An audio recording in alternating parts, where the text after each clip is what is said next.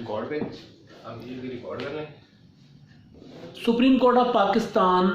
Army chief जे तोसी जे मामले ते फ़ैसिलो ॾेई हुकूमत खे हिकु बहरान खां बचाए वरितो आहे। इमरान ख़ान जी हुकूमत आर्मी चीफ जे मामले ते जेके ग़लतियूं कयूं या जेके ग़लतान कया उन बाद जॾहिं हीउ मामिलो सुप्रीम कोर्ट में आयो त लॻे ईअं पियो त पाकिस्तान या घटि में घटि हुकूमत हिकु वॾे बहरान जे वर चढ़णु पई वञे। पर सुप्रीम कोर्ट ऑफ पाकिस्तान हिकु अहिड़ो फ़ैसिलो ॾिनो, अहिड़ो विचथरो रस्तो कढी ॾिनो हुकूमत खे, जंहिंसां मसइलो बि आर्जी तौर ते हल थी वियो ऐं हुकूमत लाइ बहरान बि टरी वियो। पर उन खां पोइ थियो छा, पहिरीं ज़िक्र ज़ाहिर जेको फ़ैसिलो आहे उहो सभिनी ॿुधी छॾियो हूंदो, पर उनजो ज़िक्र करणु ॻाल्हि खे शइ खे सम्झाइण लाइ ज़रूरी आहे। सुप्रीम कोर्ट में जॾहिं हीउ मामिलो आयो त सुप्रीम कोर्ट हुकूमत खां जवाबु तलब कयो। उन खां पोइ हुकूमत जेके समरियूं मोकिलियूं, जेके ग़लतियूं कयूं, उहे बि सभिनी जे साम्हूं आहिनि। पर सुप्रीम कोर्ट मामले जो हल इहो कढियो त छाकाणि त कानून में का गुंजाइश कोन्हे या कानून मौजूदु ई कोन्हे, उनजे करे ऐं नओं आर्मी चीफ बि मुक़ररु कोन्हे, ज़ाहिर मुल्क में फ़ौज खे बग़ैर कंहिं कमांड जे नथो छॾे सघिजे। उन लाइ थियो इहो त जेका 6 महीननि जी जेका उबूरी एक्सटेंशन मिली वई आर्मी चीफ खे ॾिनी सुप्रीम कोर्ट, मशरूत एक्सटेंशन, ऐं उन सां गॾु हुकूमत खे जेका इहा हिदायत कई, इहो फ़ैसिलो ॾिनो त पार्लियामेंट जेका आहे उन मामले खे ॾिसे, पार्लियामेंट 6 महीननि जे अंदरि इन जी जेका आहे कानून साज़ी करे ऐं आर्मी चीफ जी जेका मुदत आहे सदाई लाइ उहा ताईं उनजो कयो वञे। छाकाणि आइन में कोन्हे, रिवायतुनि तहत जेको आहे सुप्रीम जो आर्मी चीफ आहे उहो सदाई 3 सालनि लाइ मुक़ररु थींदो आहे। त उनखे बि हिकिड़ो दफ़ो उनजी रिटायरमेंट जी मुदत ऐं इहे समूरा मामला जेके आहिनि उहे तइ कया वञनि। इहा मामिलो रेफर कयो सुप्रीम कोर्ट पार्लियामेंट खे, हुकूमत खे। पर थियो छा, जॾहिं इहो सॼो मामिलो सुप्रीम कोर्ट हल करे छॾियो त उन खां पोइ अपोज़िशन या जेके साञावंद जेके बाशूर माण्हू आहिनि उन्हनि इहो सम्झो त हिकिड़ो वॾो बहरान हुयो जेको हाणे टरी वियो आहे। ऐं इहो सम्झो वियो त हुकूमत जेका आहे उहा पंहिंजो अक़लमंदी जो मुज़ाहिरो कंदी, दानिशमंदी जो मुज़ाहिरो कंदी, ऐं इमरान ख़ान जेको मुसलसल या उनजा वज़ीर जेके मुसलसल अपोज़िशन मथां ताबड़तोड़ हमला कंदा रहनि था, इल्ज़ाम हणंदा रहनि था, उहे कुझु मुस्बत रवैयो ॾेखारींदा। छाकाणि त जेकर कानून में तरमीम या आइन में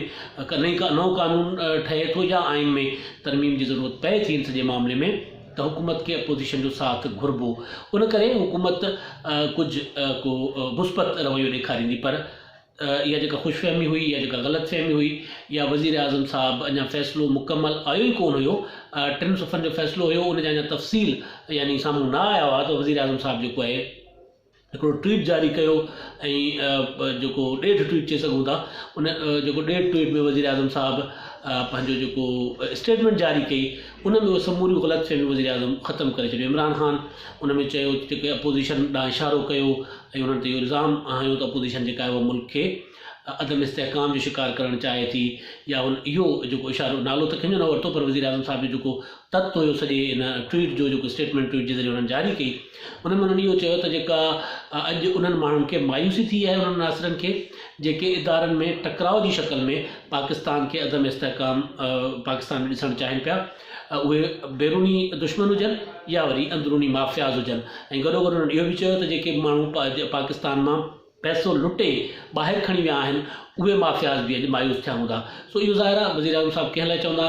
मुसलसल चवंदा रहनि था कि सभिनी खे ख़बर आहे त इहो इशारो कंहिं ॾांहुं, ॿाहिरियों दुश्मन त पंहिंजी जॻह ते, पर जेके अंदरूनी माफ़ियाज़ या जेको इल्ज़ाम हुयो, जेका ॻाल्हि कई वज़ीर आज़म साहब पैसो जेके हितां लुटे ॿाहिरि खणी विया आहिनि, ऐं उहे ई पंहिंजे उन पैसे ऐं उन दौलत खे तहफ़ुज़ ॾियण लाइ जेको आहे चाहिनि था पाकिस्तान अदम इस्तेहकाम जो शिकार रहे। सो इहो इल्ज़ाम ज़ाहिर आहे अपोज़िशन ॾांहुं हो। हाणे जॾहिं सुप्रीम कोर्ट हिकु रस्तो ॾेखारियो, उन रस्ते खां पोइ थियणु इहो खपंदो त हुकूमत वॾी दिलि जो मुज़ाहिरो करे।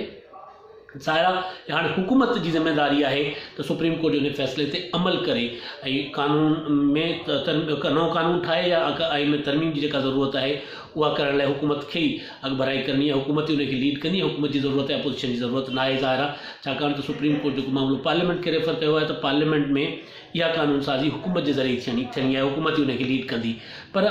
हुकूमत कुझु मिंटनि अंदरि वज़ीर आज़म साहब जो इन क़िस्म जो या कुझु घड़ियुनि अंदरि या अधु मुने कलाक अंदरि वज़ीर आज़म साहब जो बयानु अचण खां पोइ हर जेको बाशूर माण्हू आहे उहो हैरत ज़दा थी वियो आहे। सभिनी की इहा परेशानी या इहो इन परेशानी हैरत जो इज़हार कयो आहे त वज़ीर आज़म इमरान ख़ान साहिब खे हिकिड़ो सुठो मौक़ो मिलियो हुयो अपोज़िशन खे गॾु खणी हलण जो ऐं उनखां सवाइ जेको मुल्क खे जेका बहरान आहिनि उन्हनि खां कढण जो ज़ाहिर आहे जेकॾहिं हिकु दफ़ो अपोज़िशन ऐं हुकूमत कंहिं मामले ते गॾु वेहंदा त पोइ रस्ता खुलंदा आहिनि ऐं उनखां पोइ अॻिते हलण जा जेके आहिनि उहे रस्ता ठही पवंदा आहिनि पर वज़ीर आज़म साहिबु उहो मौक़ो विञायो पार्लियामेंट मुसलसल पार्लियामेंट जा सेशन्स थियनि था पर पार्लियामेंट गैर फ़ाल आहे ऑर्डिनेंस जारी कया वेंदा रहनि था मुसलसल हुकूमत जे तरफ़ां बि ऐं कानून साज़ी अवां जे साम्हूं हूंदी त गुज़िरियल ॾींहंनि में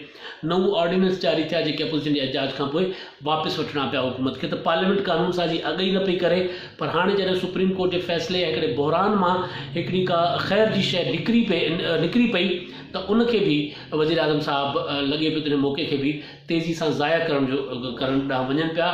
ऐं सूरत हाल जेका थिए पई त वज़ीर आज़म साहिब खे जेको बंदि घिटी मां अदालत कढियो वज़ीर आज़म साहिबु वापसि उन बंदि घिटी में पिया वञनि।